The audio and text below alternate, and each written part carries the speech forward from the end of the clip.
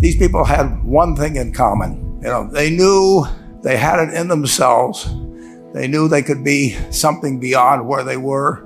They were willing to put their time, their energies to better themselves.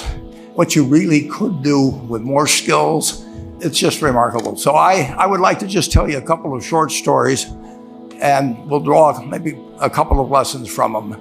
I would like to tell you of two women that each sold a business to Berkshire Hathaway, to me actually, for many, many, many millions of dollars.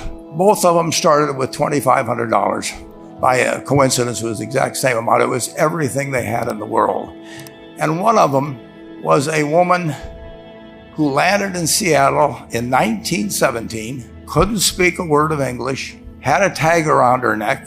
The tag said Fort Dodge, Iowa. The Red Cross got her to Fort Dodge, where she was reunited with her husband who had come to the country a couple of years earlier. And she lived in Fort Dodge for 2 years.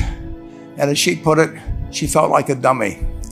She couldn't pick up the language. She couldn't learn a word. And so she and her husband decided to move to Omaha. So they came to Omaha in 1919.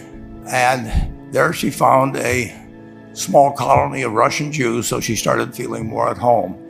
And then as her oldest daughter went to school, she would come home, this daughter, Frances, and she would teach her mother the words she'd learned in school that day.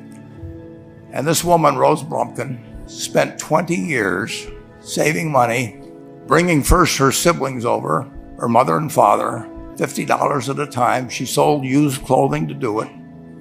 She had 4 children during this period. And by 1937, after 20 years, she'd saved $2,500.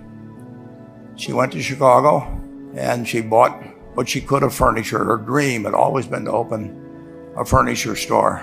And this woman who had never gone to school one day in her life, with $2,500, but with the same spirit that the people in this room had about having a dream and working to accomplish that dream, she built a business which she sold to me in 1983 for $60 million approximately, and which did $1.5 billion worth of business last year. The 4th generation is working in that business. This woman, Rose Blumkin, she worked for me until she was 103. And then she retired and she died the next year, which is a lesson to all of Berkshire's managers that premature retirement, you can't tell what's going to happen. But Mrs. B, with her $2,500, one further fact about her, she could not read or write. And she went into a furniture business, and she didn't bring anything unique in furniture, but she brought a determination to succeed. She knew she could outwork anyone else. She knew she cared about her customers. She worked at very low gross margins, but she built this incredible business. And I saw one other woman who did a similar thing with $2,500. I paid her hundreds of millions of dollars for her business. So I decided to go to the source and get these people before, I don't want you guys coming around to me asking me hundreds of millions of dollars. I'd like to join in with you much earlier. So I've followed this group. And today I'd like to tell you about one other small business person. This person, I went to buy his business from him, and he turned me down, which was very wise. But this was a fellow who was born about 8 years before I was. He was born in 1922. We'll call him Jack, lived in the Midwest. He was a pretty good athlete, didn't like school much. And I'm going to tell you one thing early in the story. Maybe you can figure out who the guy was. The company he built hires more college graduates each year than any other company in the United States. And this fellow, who was destined for this but did not know it, Jack, went to college for a year and then dropped out. He really wasn't that interested in school. And the year he dropped out was 1941. And when the the United States became under attack, he went down to the Army Air Force recruiting station, volunteered, and they turned him down because he had hay fever. So he went over to the Navy and again volunteered, and they took him. They put him on an aircraft carrier. He flew small fighter planes during World War II, got 2 distinguished flying crosses from the Navy, and then he came back to the Midwest. So now we've got a young guy. Probably by this time he would be 23 or 24 years old. And the interesting thing is, he got back to the Midwest, and he actually kind of went from one job to another for a short period of, or not such a short period of time. And he finally became a used car salesman at a Cadillac dealership in St. Louis, Missouri. And at age 35, having moved up in the organization, the sales organization, he said to his boss, "Could I go into car leasing business with you?" The boss said, "Well, if you'll cut your salary in half and you'll come up with," I think it was $25,000, which he borrowed, "we can become partners in a car leasing company." So my friend Jack started at age 35 in the car leasing business. And he had 7 cars. It was pretty slow. In fact, one of the things he did was whenever the phone rang, he let it ring 3 or 4 times so people would think that he was very busy answering other phones. And of course, it was the only call he was going to get all day. So his first venture was okay, but it wasn't really going to go anyplace. And there's a lesson in this for all of us. At age 40, he decided, with 17 vehicles, 17 cars, he was going to go into competition in the rent-a-car business. So now he's taking on Hertz and Avis and National and people like that who have hundreds and hundreds of thousands of cars. And he's got 17 cars, and his cars aren't any different than theirs. I mean, he's buying them from General Motors or Ford or Chrysler. And he can't get the airport locations. Those companies have them all sold up. But he was determined that he would basically offer the customer, can't offer him a different car, but he can offer them friendlier service than they've ever seen. And so he started a company. He named it after the battleship that he'd flown from in the Pacific, which was the USS Enterprise. And he died about a year and a half ago. But when he died, his rent-a-car company, starting with those 17 cars, was worth more than Hertz and Avis and all the rest of the rental cars put together. The man's name was Jack Taylor, and his son, Andy Taylor, is a good friend of mine, runs the business now. A grandchild is in the business. There'll probably be a 4th generation along the line. So this man, in the United States, he didn't invent artificial intelligence. You know, he didn't do anything that, just like Mrs. B selling furniture, I mean, that any one of us could have entered those businesses. But he lived by the creed, basically, of delighting his customers and working with people and establishing the relationship with them so that they in turn would want to delight the customers. He couldn't go out there and take care of every rental car possibility, but he learned how to project himself and his attitude toward his fellow man and his desire, to make a friend out of every customer. He managed to take very ordinary cars and turn them into this extraordinary business from virtually nothing.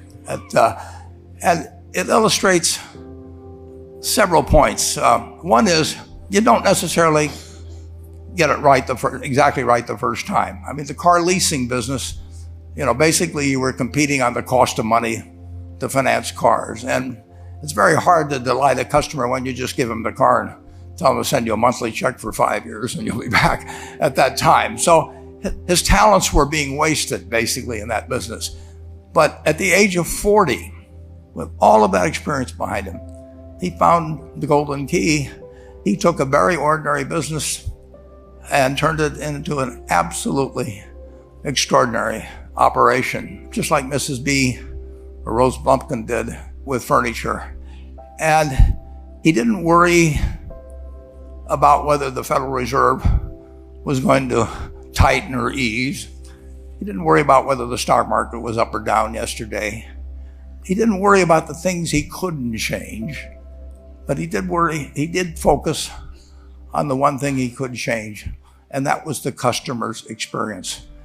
And I have seen the one that got away, Enterprise. I went down to Florida and tried to talk him into selling to Berkshire, and he was smart enough not to do it. Probably the value of the company has quadrupled since I made that visit. But he was smart enough to see that he would find that business. Henry Ford, as you may know, failed twice before he started the Ford Motor Company in 1903. I mean, the test isn't whether you get the greatest business idea in the world the first time out. The test is whether you keep learning as you go along what your strengths are and what you can do for your customers, what you can bring especially to the party. And to do that, you need the education that I know you've received through 10,000 small businesses, but you need a genuine desire day in, day out to delight the customer. I've never seen a business, and I've seen a lot of businesses, but I've never seen one that delights the customer that doesn't succeed. I mean, what you want is that customer the next day when they think, do I want to rent a car or do I want to buy some furniture? What goes through their mind? You know, it's the place where they've had a great experience. I don't know what I paid for this tie. Actually, probably if somebody gave it to me, but for the purposes of this speech, I will say I have no idea. But or the shirt I'm wearing, or this. But I do know, I will remember how I was treated when I bought it. I mean, you long forget about the price, but you never forget whether you had a good experience or a poor experience with the purchase experience. And you'll have a hard time finding a person that's had a wonderful experience, a delighted experience in purchasing anything that isn't going to come back.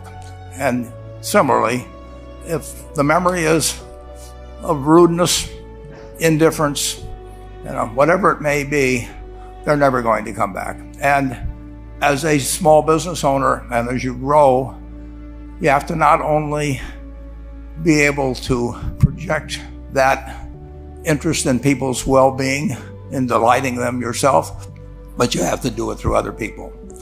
And you won't be able to do it through people who themselves do not feel they're being fairly treated, that their views aren't appropriately considered. So you really do have to learn to multiply yourself through other people. And I advise the young people that come to Omaha.